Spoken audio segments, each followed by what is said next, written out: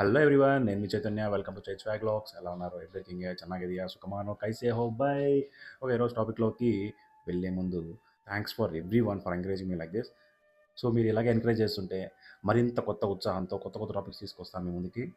Videos అయితే చూస్తున్నారు, కానీ సబ్స్క్రైబ్ కూడా చేసుకోండి. నాకు ఫేవర్ చేయాలనుకుంటే ఒక సబ్స్క్రైబ్, మరింత ఫేవర్ చేయాలనుకుంటే ఒక లైక్, ఒక షేర్ ప్లీజ్ అబ్బా. ఓకే, టాపిక్లోకి వెళ్ళిపోదామా? సో యాక్చువల్గా నాకు చిన్నప్పటి నుంచి ఏలియన్స్ అంటే ఇంట్రెస్ట్ అనమాట. సో ఇప్పుడు అలాంటి టాపిక్ తీసుకొస్తాను మీ ముందుకి. 2 వీక్స్ బిఫోర్ ఏమైందంటే, యూఎస్లో, న్యూయార్క్లో, న్యూ జెర్సీలో కొన్ని విచిత్రమైన వాహనాలు గాల్లో ఫ్లై అవ్వడం చాలామంది చూశారు బయట. సో దాన్ని సోషల్ మీడియాలో పోస్ట్ చేసి దాని గురించి డిస్కషన్ పెట్టారు. సో అదేంటో చూద్దామా? మీ ఊర్లో మీ ఇంటి మీదనో లేకపోతే మీ వీధిలోనో పెద్ద శబ్దం చేసుకుంటూ ఒక పెద్ద పెద్ద ఆబ్జెక్ట్స్ పైన ఫ్లై అవుతుంటే మీరు ఎలా ఫీల్ అవుతారు? సో అదే విషయాన్ని మీరు అక్కడ పోలీసులను కానీ, లేదా గవర్నమెంట్ని కానీ, లేదా ఆర్మీని కానీ, లేకపోతే ఏదైనా సిబిఐని కానీ వీళ్ళు అడిగినప్పుడు వాళ్ళు మాకు కూడా ఐడియా లేదు అంటే ఎంత విచిత్రానికి లోనవుతారో, సేమ్ అలాంటి సిచ్యువేషన్ ఎంబీఎస్లో జరుగుతుందన్నమాట. సో ఈ లాస్ట్ 2 వీక్స్ బిఫోర్ పెద్ద పెద్ద సైజెస్ ఉన్న డ్రోన్స్ అక్కడ ఫ్లై అవుతుంటే ఈవెన్ నెటిజన్స్తో పాటు ఆ పోలీస్ ఆఫీసర్ కూడా బయట వచ్చి చూసి, so they are also shocked.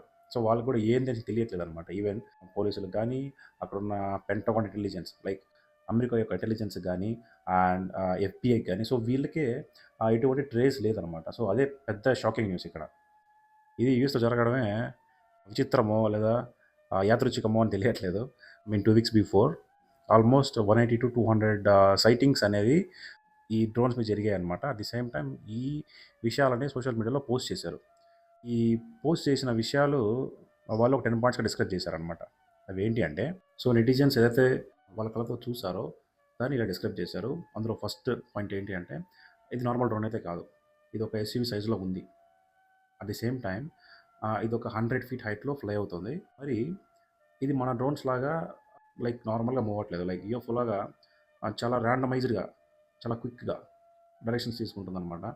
So అందుకు చాలామంది దీన్ని యూఎఫ్ఓ అని డౌట్ పడుతున్నారు. సెకండ్ డిస్క్రిప్షన్ ఏంటి అంటే, ఇది ఒక ఫ్లైట్ షేప్లో ఉందని చెప్పారు, కానీ ఫ్లైట్ అయితే కాదు. మళ్ళీ థర్డ్ డిస్క్రిప్షన్ ఏంటి అంటే, ఈ ఏదైతే డ్రోన్ ఉందో దానికి ఒక సైడు రెడ్ లైట్ ఉంది, ఇంకో సైడ్ గ్రీన్ లైట్ ఉంది. మళ్ళీ ముందర కొన్ని నార్మల్ వైట్ కలర్ లైట్స్ అయితే ఉన్నాయి. కానీ దీన్ని ఎప్పుడైతే మనుషులు ఎక్కువగా దీన్ని చూస్తున్నారో లేదా దీన్ని ఫొటోస్ తీసుకుంటున్నారని దానికి అనిపిస్తే ఇమీడియట్గా లైట్స్ అన్ని ఆఫ్ చేసుకుని అక్కడ నుంచి వోలటైల్గా ఫాస్ట్గా అక్కడ నుంచి జారిపోతుంది అనమాట. సో ఫోర్త్ డిస్క్రిప్షన్ ఏంటి అంటే, ఇది ఒక డ్రోన్ కాదండి, ఇది ఒక హండ్రెడ్స్ ఆఫ్ డ్రోన్స్ అనమాట. ఇవి ఎలా మూవ్ అవుతున్నాయంటే ఒకేసారి ప్యారలల్గా అన్నీ కలుగుతున్నాయి అనమాట. అన్నీ కలిపి ఒకసారిగా ఫ్రంట్, లేదా అన్నీ కలిపి ఒకసారిగా బ్యాక్, లేదా అన్నీ కలిపి ఒకసారిగా అప్, లేదా అన్నీ కలిపి ఒకసారిగా డౌన్. సో ఇలాగా ఒక ప్యాటర్నైజర్గా దీన్ని మూవ్మెంట్ అయితే ఉందని చెప్పి చెప్తున్నారనమాట. సో ఫిఫ్త్ డిస్క్రిప్షన్ ఏంటి అంటే, ఇది ఓన్లీ సెన్సిటివ్ ఏరియాస్లోనే ఫ్లై అవుతుంది అనమాట. లైక్ మన మిలిటరీ ఉన్న ఏరియాస్ కానీ, మన రైల్వే స్టేషన్స్ కానీ, మన డ్యామ్స్ కానీ, మన electrical related like transmission lines కానీ, లేకపోతే కెపాసిటర్స్ లేదా ట్రాన్స్ఫార్మర్స్, ఇలా మెయిన్ ఎలక్ట్రికల్ రిలేటెడ్ ఐటమ్స్ ఎక్కడెక్కడ ఉంటాయో అక్కడంతా కూడా ఇది ఫ్లై అవుతుందని చెప్తున్నారు అనమాట. సో ఎస్పెషల్లీ నేను ఎప్పుడైతే ఈ మిలిటరీ డిఫెన్స్ సిస్టమ్ అంతా కూడా ఉందని చెప్పానో, సో న్యూయార్క్లో కానీ యూఎస్లో కానీ ఇవి చాలా ఎక్కువ ఉన్నాయి అనమాట. ఎందుకంటే ఇది సెంటర్ ఆఫ్ యూఎస్ అనమాట. సో జనరల్గా జోగ్రఫికల్గా ఎలా ఉంటుందంటే, న్యూయార్క్ అనేది రెంటల్స్లో చాలా హైగా ఉంటుంది. న్యూ జెర్సీ అనేది కాస్త రెంటల్ మోడరేట్గా ఉంటాయి అనమాట. రెంటల్స్ కానీ like real estate what ever it is moderate when compare to New York. So అందరూ ఏం చేస్తారంటే న్యూయార్క్లో జాబ్స్ చేసుకొని న్యూ జెర్సీకి వచ్చి రిసైడ్ అవుతుంటారు అనమాట. లైక్ అప్ అండ్ డౌన్ చేస్తుంటారు. ఇప్పుడు ఎలా అంటే, ఫర్ ఎగ్జాంపుల్ ఇప్పుడు దుబాయ్ చెప్తే దుబాయ్ టు షార్జా, లైక్ చాలామంది దుబాయ్లో జాబ్ చేస్తుంటారు. ఇక్కడ రెంటల్స్ ఎక్కువ అని చెప్పి షార్జాలో రిసైడ్ అవుతుంటారు అనమాట. So daily up and down చేస్తుంటారు. సో ఇదే కేసు ఇక్కడ కూడా. సో న్యూయార్క్, న్యూ జెర్సీ రెండు పక్క పక్కన ఉండడం వల్ల అట్ ది సేమ్ ఈ రెండు ప్లేసెస్లో కూడా మిలిటరీ డిఫెన్స్ సిస్టమ్స్ కానీ, లైక్ రైల్వే సిస్టమ్స్ కానీ, డ్యామ్స్ కానీ, ఇలా కొన్ని చాలా సెన్సిటివ్ ఏరియాస్ అయితే ఈ ప్లేసెస్లో ఎక్కువ ఉండడం వల్ల సో ఈ ఏరియాస్లో ఎక్కువ ఫ్లై అవుతుంది అనమాట. ఇంకో డిస్క్రిప్షన్. సో ఇదే కాకుండా Republican party president Donald Trump గారి గోల్ఫ్ కోర్ట్. సో ఆల్రెడీ మనకు డొనాల్డ్ ట్రంప్ ఒక మిలియనర్ అని తెలుసు.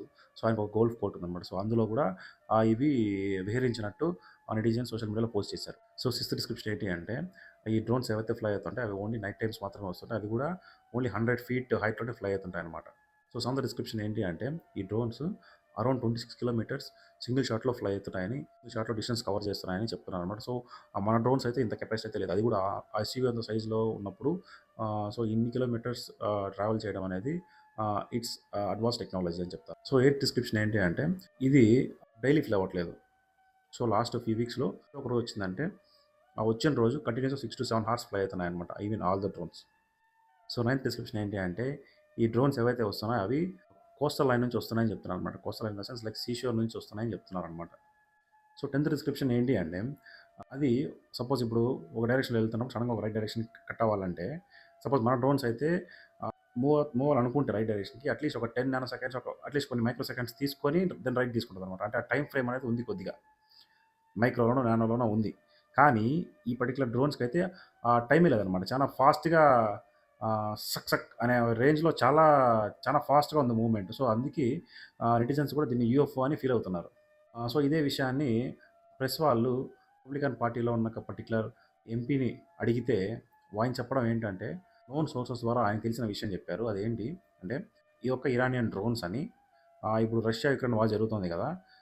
సో ఆల్రెడీ రష్యా వచ్చి కంప్లీట్గా ఇరాన్ యొక్క సపోర్ట్ తీసుకుంటుందని వాళ్ళ వెపన్స్ యూజ్ చేస్తుందని చెప్పి ఆల్రెడీ మనము సోషల్ మీడియాలో చూస్తున్నాము.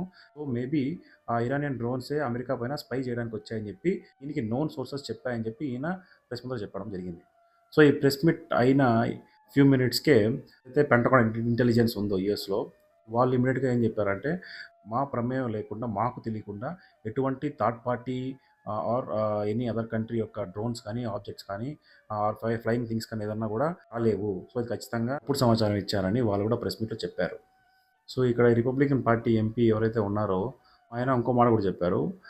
ఇరానియన్ షిప్ ఒకటి న్యూ జెర్సీ న్యూయార్క్ దగ్గర వాళ్ళ పోర్ట్లో ఉందని చెప్పారు. అక్కడ నుంచి ఆ డ్రోన్స్ అనేవి స్పై చేయడానికి వస్తున్నాయని చెప్పి చెప్పారనమాట. కానీ అక్కడ రిసోర్సెస్ ఏం చెప్పారంటే అఫీషియల్స్ ఏం చెప్పారంటే అలాంటి షిప్ ఏది కూడా అక్కడ లేదని చెప్పారనమాట. ఈ పాయింట్ని పెంటగాన్ ఇంటెలిజెన్స్ ఆ ప్రెస్ మీట్లో మెన్షన్ చేశారు. లైక్ అలాంటి షిప్ ఎక్కడా లేదు అని ఆ ఎంపీ ఏదైతే మాటలు చెప్పాడో అవన్నీ కూడా నిజాలు కావని. సో ఇది అక్కడ ఉన్న సిటిజన్స్కి కానీ ఆల్ ఓవర్ ద వరల్డ్ కానీ లైక్ ఎవరికి కూడా ఇది ఏమని తెలియదు. కానీ కొన్ని కాన్స్పిరసీ థియరీస్ దీని మీద కుక్ అయ్యాయి. సో అవి ఏంటి చూద్దాం.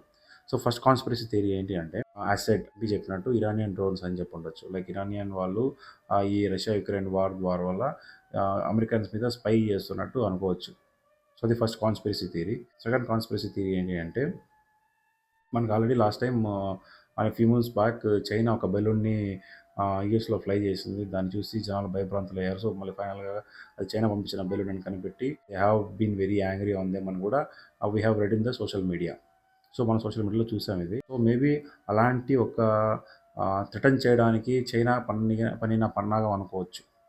సో థర్డ్ కాన్స్పిరసీ థియరీ ఏంటి అంటే మేబీ యూఎస్ నేవీనే ఆర్ యూఎస్ ఆర్మీనే ఏదైనా ఒక కొత్త ప్రాజెక్ట్ స్టార్ట్ చేసి దాని మీద ఎక్స్పెరిమెంట్స్ చేయబోతూ ఇలాంటి స్టెప్స్ తీసుకునేదేమో అని కూడా one of the conspiracy theory start అయింది. సో యూఎస్ ఆర్మీ కానీ యూఎస్ నేవీ కానీ యూఎస్ గవర్నమెంట్ ఏదైనా సీక్రెట్ మిషన్స్ చేస్తూ ఆ సీక్రెట్ మిషన్ ఎవరికి బయట తెలియకుండా ఉండాలని అందుకని ఈ డ్రోన్స్ గురించి వాళ్ళకి తెలియదని అబద్ధం చెప్తున్నారేమో అని కూడా ఈ కాన్స్పిరసీ థియరీలో ఉంది. సో మనకు తెలుసు యూఎస్ అనేది పెద్ద టెక్ హబ్ అనమాట. సో ఇక్కడ మనకు స్పేస్ ఎక్స్ ఉంది, అమెజాన్ ఉంది, ఇలా చాలా చాలా పెద్ద పెద్ద కంపెనీస్ ఉన్నాయన్నమాట. సో వీళ్ళు కూడా different experiments collaborate with US government కానీ యూఎస్ నేవీ కానీ చేస్తుండొచ్చు. So as a part of that ఇలా డ్రోన్స్ కూడా ఫ్లై అవుతూ ఉండొచ్చు. ఇది one of the conspiracy theory. So fifth conspiracy theory ఏంటి అంటే ఈ డ్రోన్స్ ఏదో ఉన్నాయి సీషోర్ నుంచి కోస్టల్ లైన్స్ వచ్చి ఫ్లై అవుతున్నాయని చెప్తున్నారు కదా. సో మనకు స్వార్మింగ్ ఆర్మీ అయితే ఉంది కదా యుఎస్ నేవీలో. సో వాళ్ళు ఏదన్నా కొత్త ఎక్స్పెరిమెంట్ చేస్తున్నారేమో, వాళ్ళు కూడా బయట తెలియకూడదని దాచిపెడుతున్నారేమో అని one of the conspiracy theory అయితే ఉంది. సో ఈ 5 కాన్స్పిరసీ థియరీ అయితే ప్రస్తుతానికి సోషల్ మీడియాలో చక్కర్లు కొడుతున్నాయి.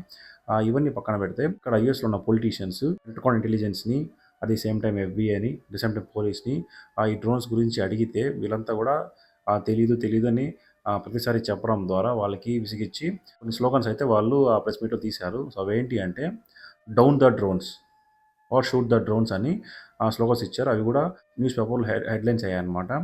And state of emergency declare చేయమని చెప్పారు. సో అది కూడా వన్ ఆఫ్ ద హెడ్లైన్ అయింది న్యూస్ పేపర్లో. సో ఇదంతా ఎలా ఉండగా మన నార్త్ కొరియా చేసిందంటే సూసైడ్ డ్రోన్స్ అని కొత్తగా కనిపెట్టింది. సో వినడానికి కొత్తగా ఉంది కదా. సో మన కిమ్ జాంగ్ మామ తక్కువైనదే కాదు. సో ఈయన ఏం చేశారంటే దీన్ని కనిపెట్టిన డిపార్ట్మెంట్ తనిగా పిలిచి అప్రిషియేట్ చేశారనమాట. సో అది మన కిమ్ జాంగ్ మామ. సో ఈ కనిపెట్టిన విషయం బయట రాగానే ఇక్కడ ఈ డ్రోన్స్ ఫ్లై అవ్వడం అనేది చాలామందికి నార్త్ కొరియానే ఏదన్నా చేస్తుందేమో అనే ఒక పెద్ద డౌట్ అయితే ఉంది. సో ఇది కూడా one of the conspiracy theory అనుకోవచ్చు.